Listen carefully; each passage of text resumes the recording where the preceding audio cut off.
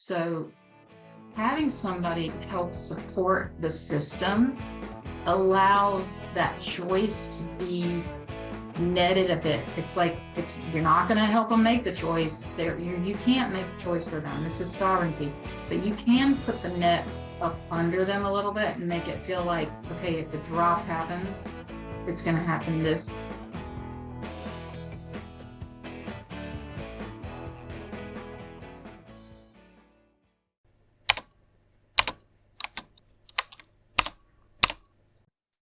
Hello, hello. Welcome back to the show. You are tuning into Kreatrix, and I am Katryn, your host. I'm here with returning guest Sandra Orndorff. Welcome back, Sandra. Yeah.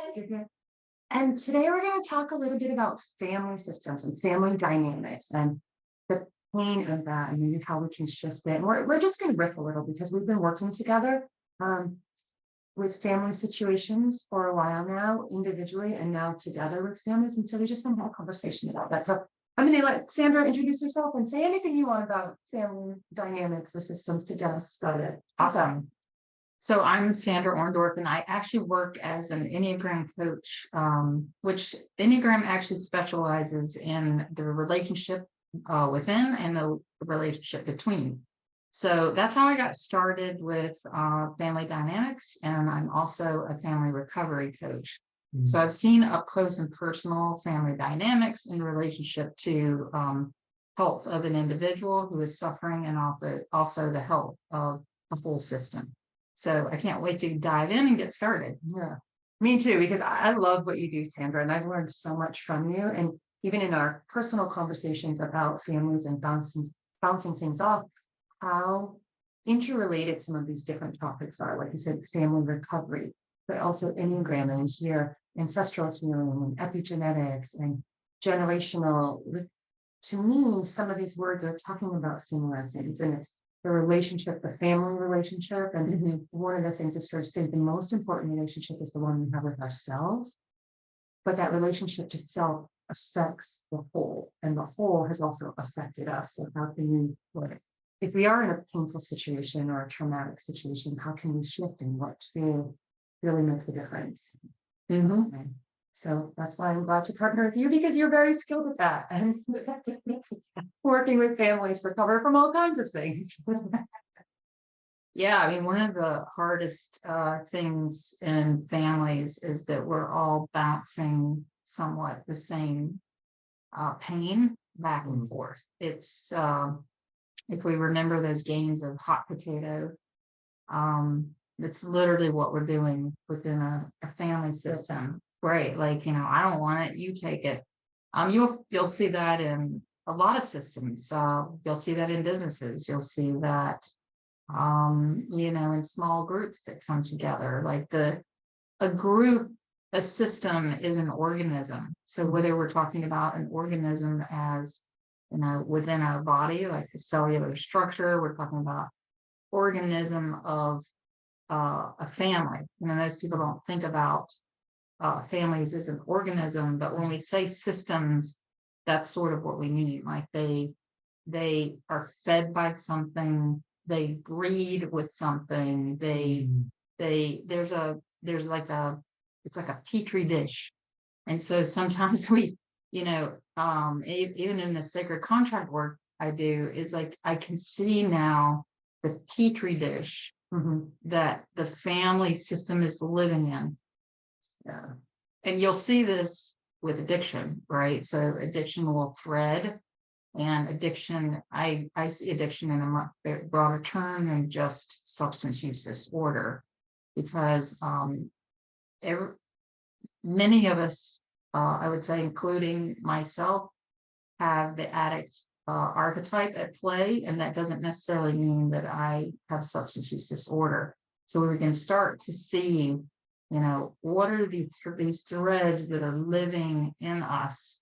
I think this starts talking about ancestral, it's epigenetics, it's family dynamics. Yeah.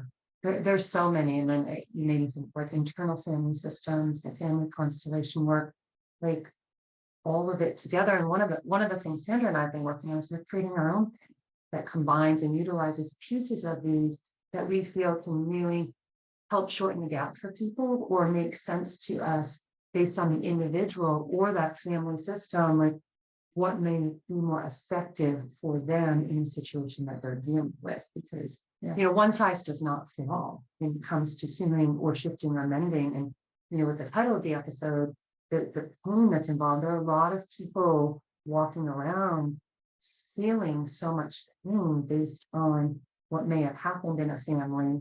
And maybe it happened that they're not even aware of, before they came on the scene, before they were born into a family. And there's so many levels of it. And one of the things we've talked about behind the scenes in a year is so many people feel isolated and lonely because of how they feel.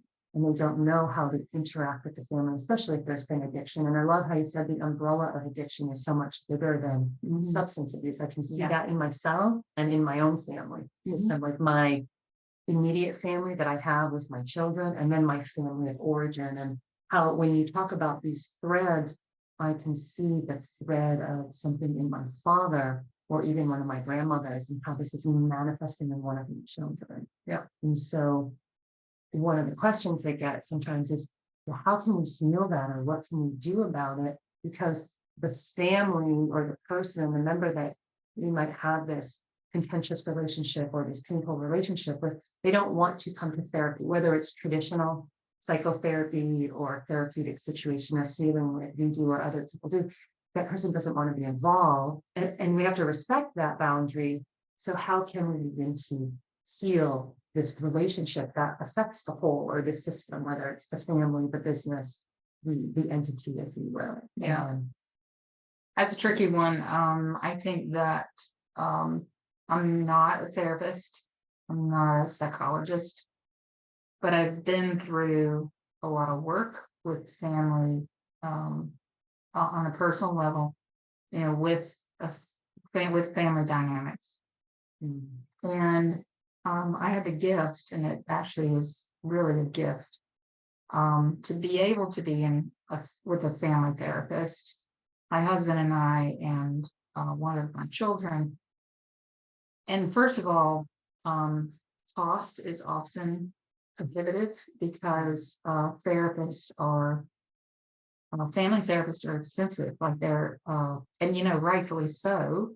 I'm not saying that they shouldn't be, but it's a lot harder for a therapist to hold multiple people than it is to hold one person. It's a much more skilled position. So therefore, they're often more expensive. And in our case, they were self-pay.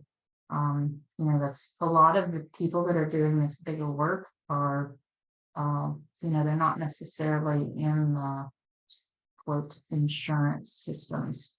So that's a topic in and of itself of access to people to be able to do family therapy, family systems therapy. Now, in addition to that, not all the members want to be a participant of that. So you're already by definition excluding some members. But what I've seen is that, it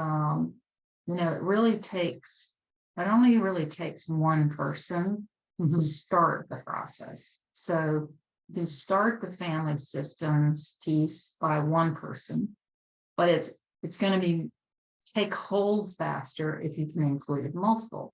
So some of the work that we are doing and we're still developing is how can we, on an energetic level, be able to pull more and more people in to the healing without their physical presence. And, we're starting to see some impacts of that. But the process, and one reason why it's a difficult situation in recovery, they'll talk about family recovery all day long, and very few recovery places actually put this into practice because it is hard. But when you start to shift one piece of the system, it will start having rippling effects. Right. And we need to be clear that it often will come off, it'll get a little unhinged at one point. And just a little. Right. So if this is painful, when we start to shift something, and that's going to start shifting the whole system, it may feel initially a little bit more painful at first because, there's many different reasons why, but that's part of the process. And I think it's because that shift creates a little instability, that's where people give up. I agree. And I think that what happens is when there has been pain, or it feels like it's going to be painful to do this process, there's a lot of resistance, and we won't want to do it. We don't want to deal with uncomfortable emotions. I mean, especially myself, I was the queen of resistance for a long time.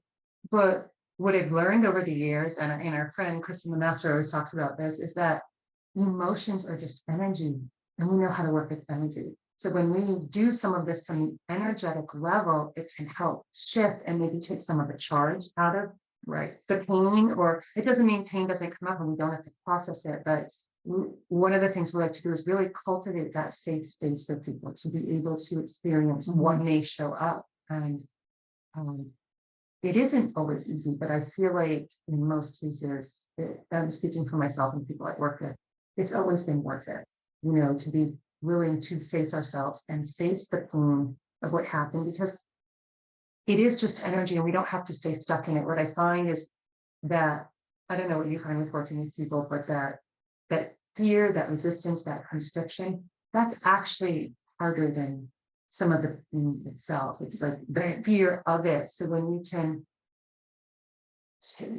take away the fear, or get beyond the fear of what our mind is imagining and let ourselves move through it, and then we release and discharge this energy, we free our energy up. So let me get a little tangible with in the talk about families and recovery. And it doesn't have to be recovery that that fits into. You could just think about this in family systems, but often in a family system or a group, some will take on the archetype of the scapegoat, or they'll be the victim, right? And you'll see this very common in a family where someone has active addiction.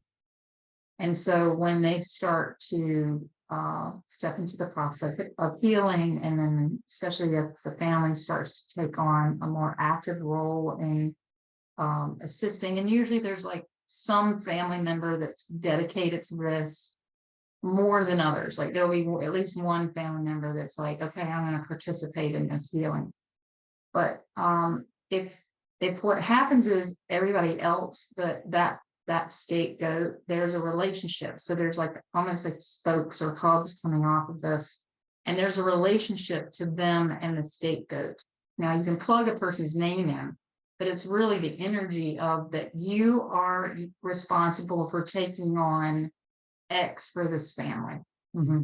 And when that person starts to shift and heal, then now it becomes very disruptive for the person in relationship too.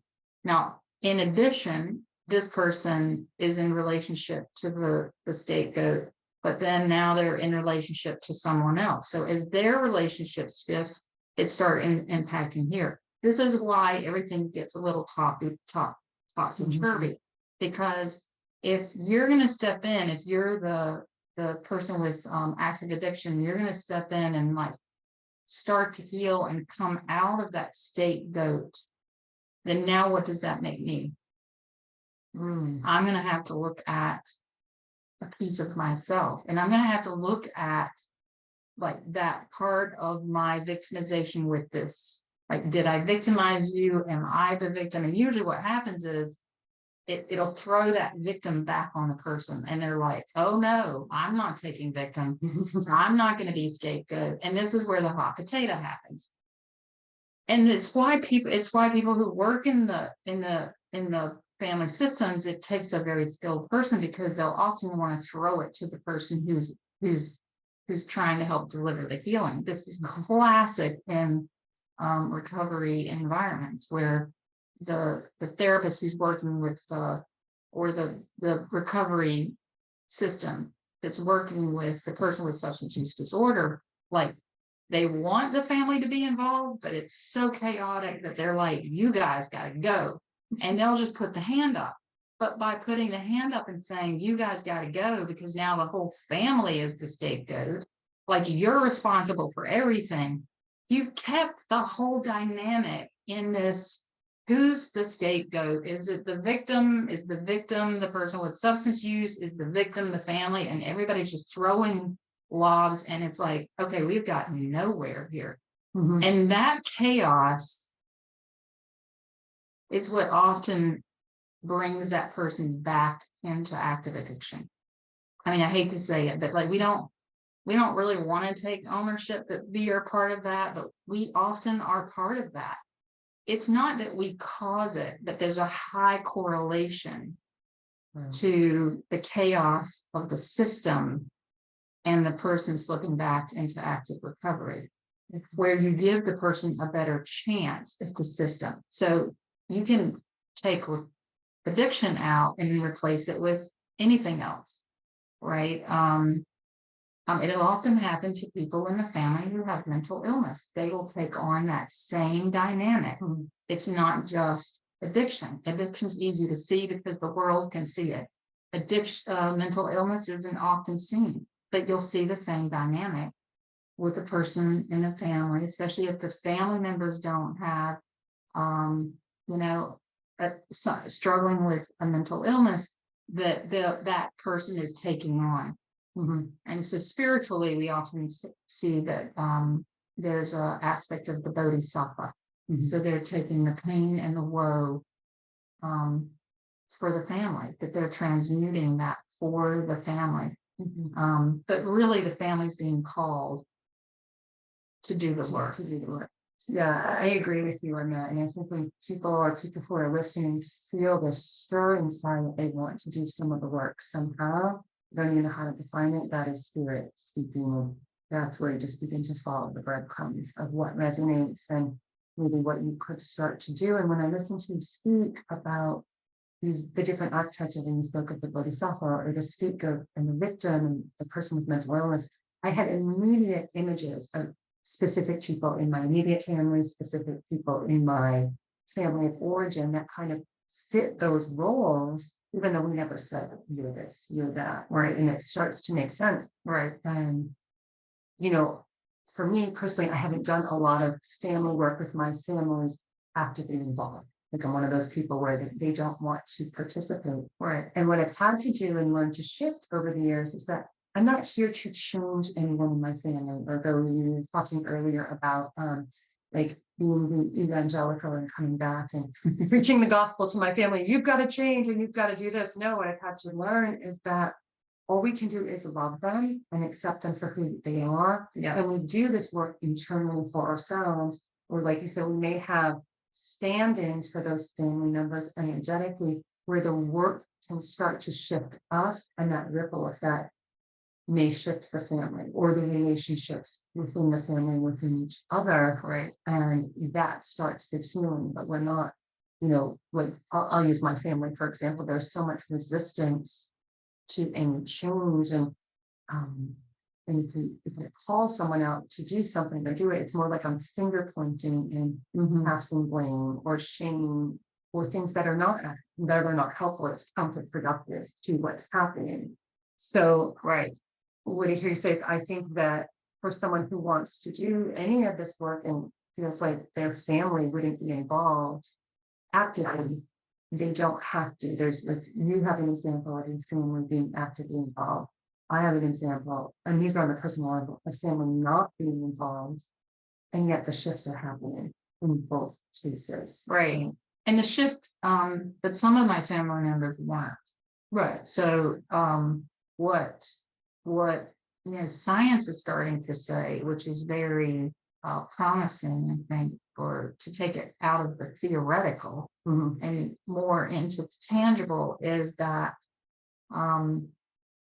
when one person in a system starts to heal, when there's resonance to the other members, and this goes back to epigenetics, this goes back to ancestral, you can put many different labels on it, but if when I start to heal, and if we have a genetic code that's similar, I'm resonating with you. Mhm. So I don't, my presence doesn't often heal you.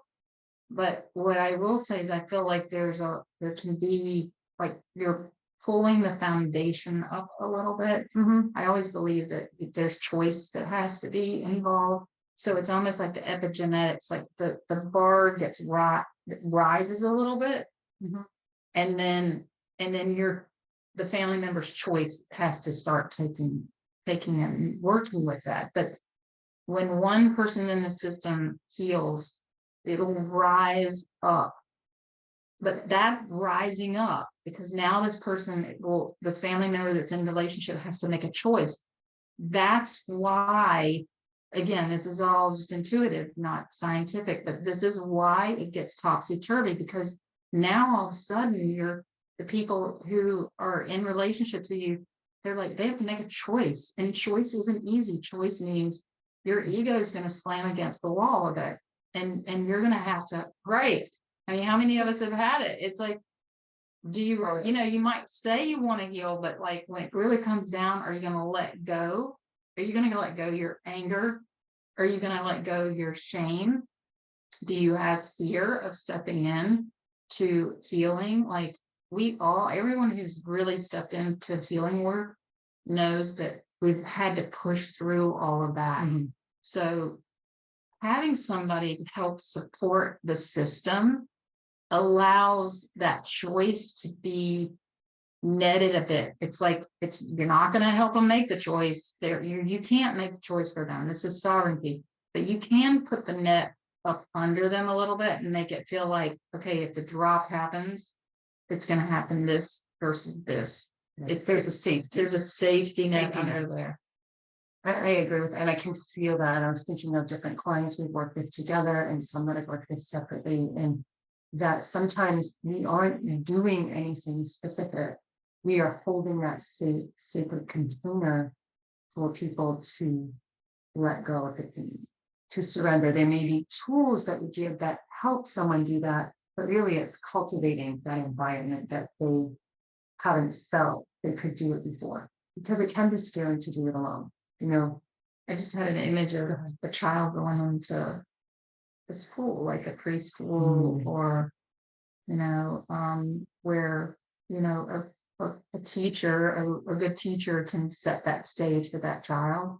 Like, you can do it, and it's not that the family isn't saying that, but like somehow this other person outside, it's like holding that container. Mhm. Like all of a sudden, your kids would come home and they would push through a barrier that, you've been trying to get them to do and they couldn't do themselves. But just this other person saying, you can do it, allows that to happen.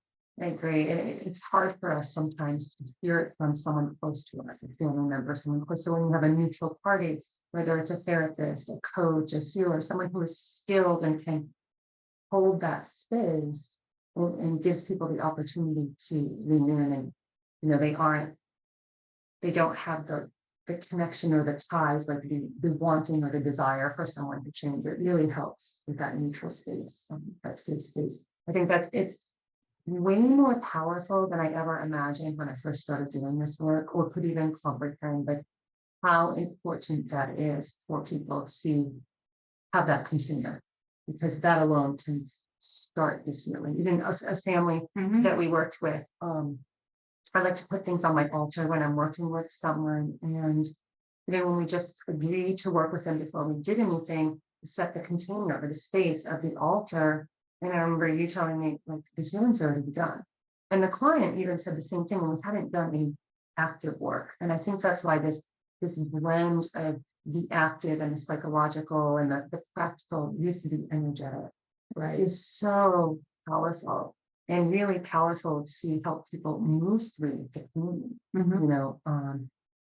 where there is less fear and constriction. And then the things can bubble up. Like, one thing that I like to say, when I work with people or do stuff, is like, we can't change anyone else. We're leaving this paradigm of forcing, fixing, and fighting. We do the inner work and people around us will shift. And it's not like we're trying to shift or change them. And they, to your point, they have a choice. So they may not like how we show up. We show up differently. And if we're showing up, more confident, and sometimes in that more confident stage comes other stages we try on, maybe we're too aggressive or too meek, and we're playing with things as we learn more about ourselves, and our outside people don't like it, Right. or resist it, but they are still going to change. And what will happen is they're changing in how they relate to us based on how we're showing up. And sometimes that change might mean they drift away. We're not telling them to go away, but they don't like it or they can't handle it. Or sometimes over time they get curious and want to start making changes for themselves. There's no guarantee, but the only thing that is true for me is that when we change internally, our outside world and our people, our relationships do change, but it's that intention of changing me. I'm not trying to change them, right? And have to surrender and let go to so much of it and have that faith, which is something I've struggled with and still struggle with, that it is all happening for the greater good and the greater good of my family system. But it, like you said, it doesn't always look like that for a time. It can look more chaotic. Everybody's energy gets stirred up, even in a practical way. And there's the anger surfaces, the resentments, the parts of the personality that experience something from a certain angle, like it all surfaces and comes up. And again, that's where that safe container comes in, where we can allow people to express that. Someone maybe not express it to the family member or the person in a way that isn't helpful, but where they can express it and get it out, and then maybe sit with it and be with it, and then later express it in a way that's more beneficial to shifting the relationship, if that makes sense. Yeah, and I think that if you've had some episodes about this, but intention is such a huge player. I mean, again, like Christian Monaster would be able to tell you all the scientific reasons. And I don't know the scientific reasons other than, like, in the quantum field, when we put this intention out there, we start organizing the heavens and the earth to work with that intention. And we have to put the intention out and let go of time. We have to let go of the how, the who, what, when, where, how, and that's really hard to do as an individual. It's a practice of faith and trust. But when you work with someone else, especially if it's someone that's working with more of the energetics, then what you've basically done is you've asked them to help you be a surrogate. That's what, as an energy healer, oftentimes I feel like I'm like surrogate. I'm like a surrogate for the intention. Like I can hold it because I have the faith and I have the trust for the higher good. I don't have the personal impacts of what their life has brought to them. And I can just sort of be that channel to allow that intention to be held and just keep holding it. Even, and this is happening right now with a client that we have where there's some chaos going on as a result of, some of this really good work that's happening in the family. Like 3 members, like really big things are happening, and then the chaos is coming from the out. And it's okay. It's like, I'm holding the intention. We're holding the intention. Like the intention is still there. Even if you see this, chaos, it's like, no, the intention is still there. And we're holding, because there's no guarantee of the timeline of how this is happening. We're just holding it, that it will happen. And I feel in my gut and my heart that it is going to happen. But if I get off kilter, then I'm not serving their higher intention. Right. And it's so much easier to do when it's not your own family members. So much easier to do when you're that neutral observer and witness and it's not your own family. I agree. It's right. We have to step away. And that's why we both have other experts that we have worked with when it comes to our own families, right? Because we can do some of the work ourselves, but to really be effective and have that, we need outside assist.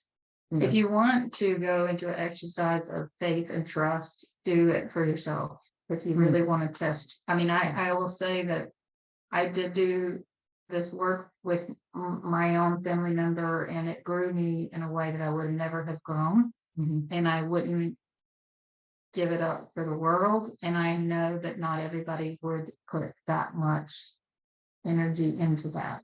Right. And I wouldn't expect anybody else to put that much energy into that.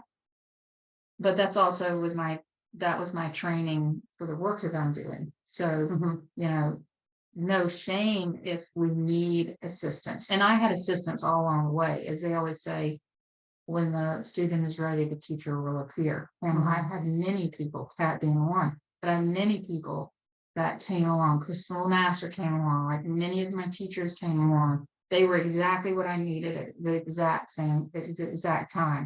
If you put the intention out there, your helpers will show up. I agree. I think they do. And then we have to trust to take action when they show up. And one of the things I work with people, I have a whole fire and ice process around this. And it's, when you talk about intention, it's that clarity really helps the intention. So if you have a pen, and I have done deeper episodes on this, the fire and ice, it stands for asking ourselves some questions. So we can get that clarity and that intention. And the F is for fire, like, how do I want to feel?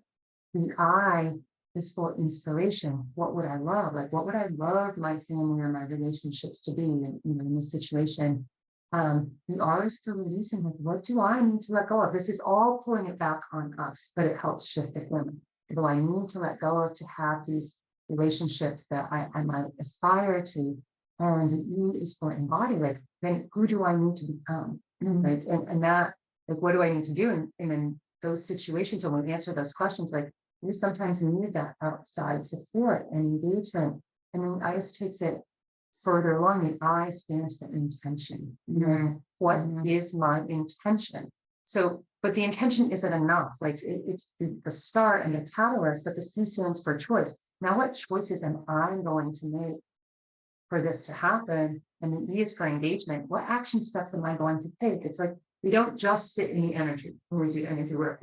There becomes a part where we have to be that active and just participant. Yeah. But we sometimes need that hand holding. You know, like, you can go back and answer these questions and set these intentions for yourself. And it can be scary and painful. It's like, how do I do it? So that's the point where maybe we need to reach out to an expert or someone that resonates with us. And it might not be Sandra, it might not be myself. You know, we do work individually, we do work together, we do it in a triad with Kristen as well, but it might not be any of us. You might be getting that nudge, and it's like someone comes to mind to you. And that's what we did, you know, we've done episodes on intuition. That person that can help you, that comes to mind, that's where you take that action or in that engagement step and reach out and make that phone call or send that email, because that action step starts the process of healing, because you're becoming an active participant for yourself. And you're not necessarily even at the point where you're doing the deep work or the deep layers, but you're starting with that intention and you're taking the action. And then for me, it like circles back. And then what do I have to do? How do I want to show up? Who do I need assist for? And, you know, it goes back to, we're not actively trying to change someone in our family, but we know we are shifting the dynamics by taking ownership. You know, and just engaging in a,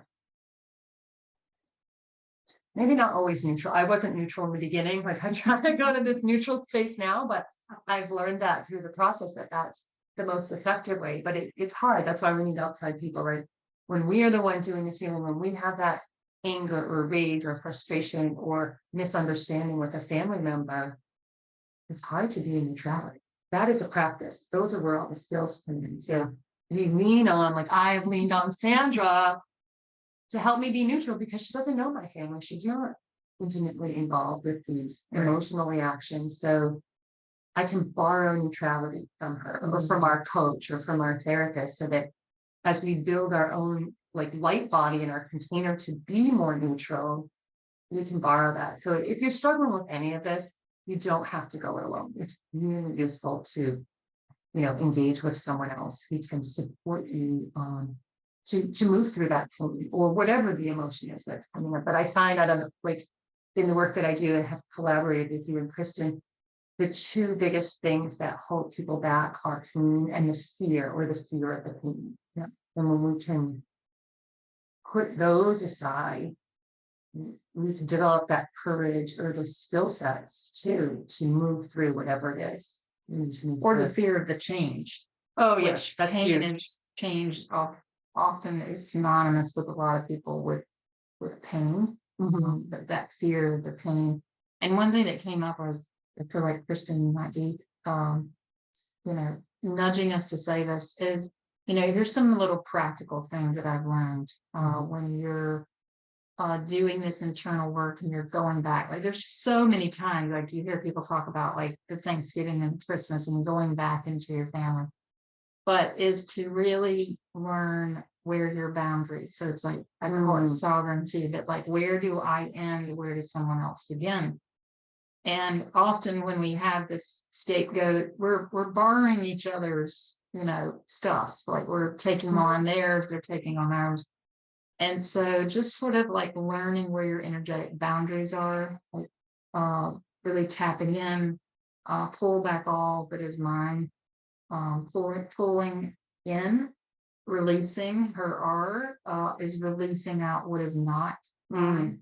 Yeah. And then just sort of being able to stand in that stance of I am me, you are you, I honor you by honoring me. I honor me by honoring you. And like sort of honoring each other, being able to say, and boundaries isn't like get the out. Boundaries is, I know where I end. And this is practice because I fear anyone, and I think everybody has this issue. We're either crossing into somebody else's boundary or we're letting other people cross into ours. From the Enneagram, this shows up, the assertives, the withdrawn, like people are invading the withdrawns. Assertives often, will invade other people. Dependents sometimes don't even know where their boundaries are. They just merge with the other person. And like we all have issues with this, but this is one of the first energetic things to do is get really clear energetically, like start cultivating an awareness of your own energy and notice when other people's energies are bouncing, right? So like if you get upset when people are upset, it's like they can be upset. Just because they're upset doesn't mean that you have to take that on, right? Or just because they are in victim mode doesn't mean you have to go rescue them. It doesn't mean that you have to like give them all your energy to help boost them up. It's like you can hold. And this is learning how to hold your own space.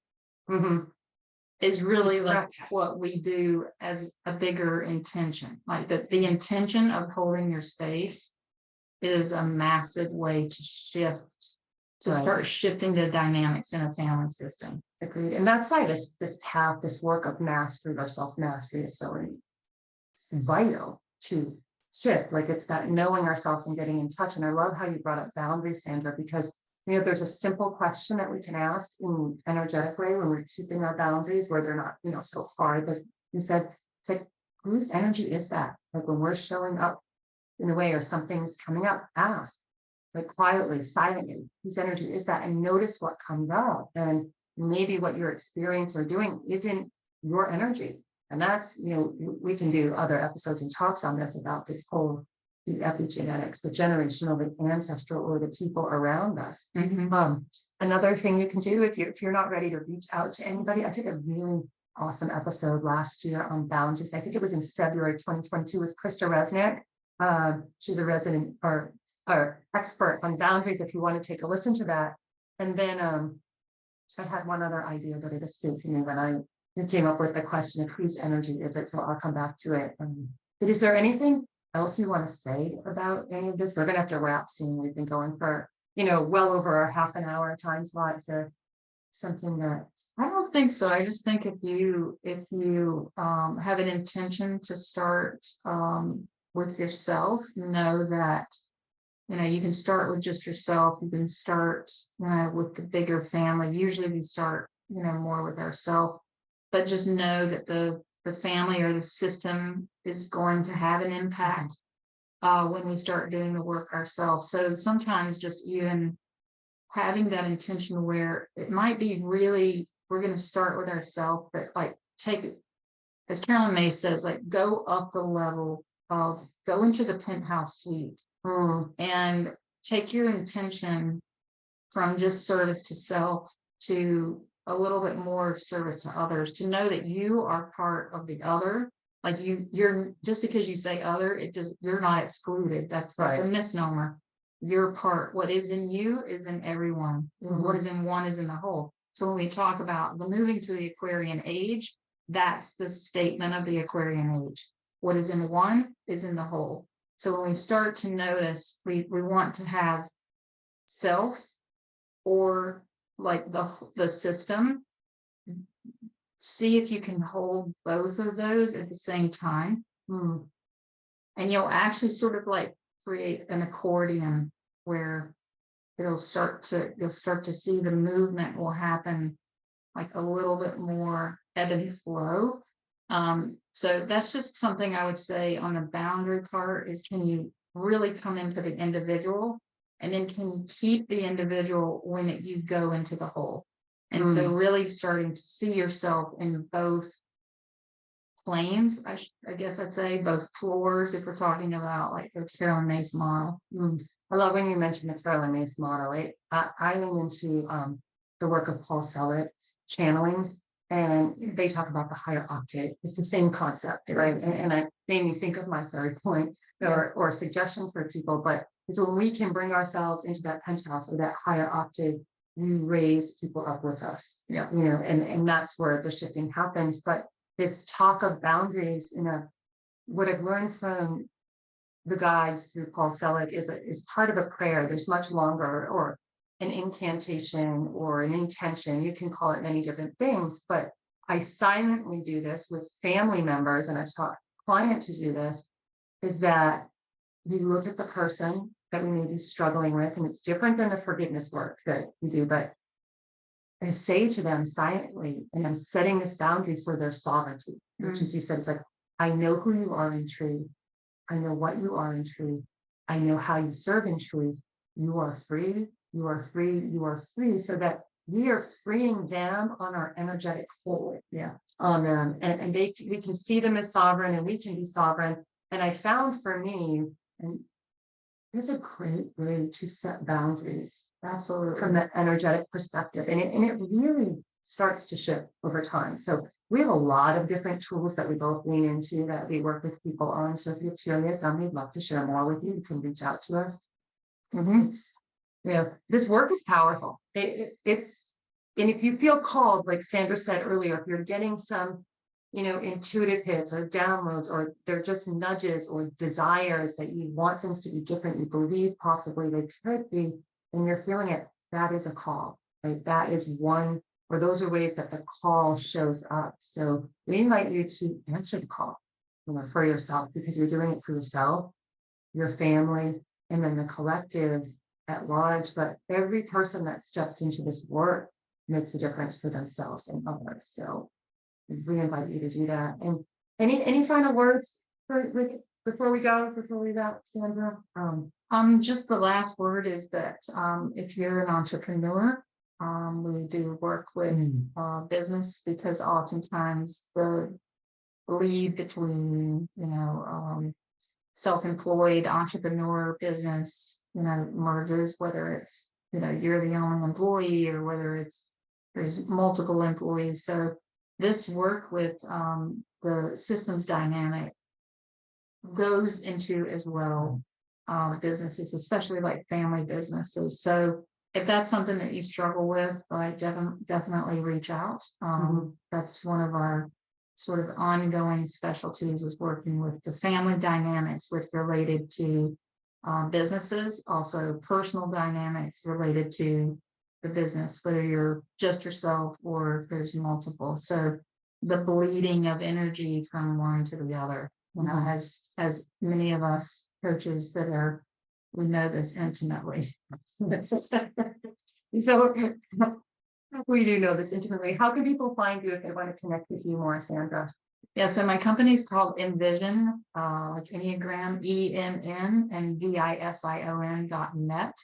And you can also find me email, it's envisioncoach@gmail.com. So just I'm on Facebook, I'm on Instagram, just look up Envision Coach, and that's where you can find me. Awesome. I'm glad that I found you, or we found each other. You know, a little what do you call it? Divine intervention there, connection. But I hope you reach out to Sandra. If you want to connect with me, you can go to Kreatrix.club, KREATRIX.club, or just come back to Kreatrix TV and catch some of these other episodes. Sandra's done a few with me now over the last year and a half or 2 years.